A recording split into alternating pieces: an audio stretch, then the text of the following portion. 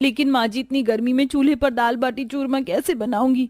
देखा बेटा, तेरी बीवी कैसे बहाना मार रही है और मुझे भूखे मारना चाहती, इसीलिए बोल रही थी मेरी पसंद से शादी कर ले, लेकिन तूने अपनी पसंद की शादी कर ली।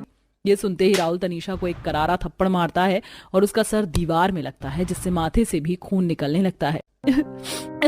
माँ जी, राहुल तुम मुझे मार क्यों रहे हो? चुप, बिल्कुल चुप। तुझे शादी करके इस घर में लाया हूँ और अब मेरी माँ भी तेरा दुखड़ा नहीं सुनेगी। तुझे इसी घर में ही मरना होगा। जैसे मैं बोलूंगा तू वैसे करेगी, समझी? जा मेरी माँ को खाना बना कर दे।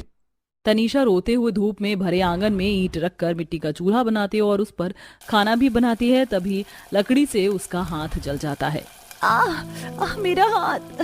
मैंने राहुल से इतना प्यार किया, यहाँ तक कि माँ से लड़ गई, लेकिन हुआ क्या, जो माँ ने कहा था कि राहुल मेरे लिए ठीक नहीं है, बल्कि यहाँ मेरे ससुराल में कोई भी ठीक नहीं है। ओ भाभी की बच्ची, ये मत समझना तुम यहाँ आंगन में अकेली हो, मेरी नजर है तुम पर। जल्दी खाना लेकर आओ, वरना भैया का गुस्सा जानती हो ना, वैसे ही मुंह सूजा हुआ है और फूट जाएगा। ऐसे ही दिन गुजरते हैं। तनीषा के ससुराल वाले उसे बहुत टॉर्चर करते हैं और राहुल आए दिन शराब पीकर मारता है। 1 महीना बीत जाता है। सुनीता अपने दिल को संभाल नहीं पाती और बेटी को देखने चुपके से उसके घर के बाहर पहुंच जाती है। तभी खिड़की से देखती है कि राहुल ने उसका गला पकड़ा हुआ होता है।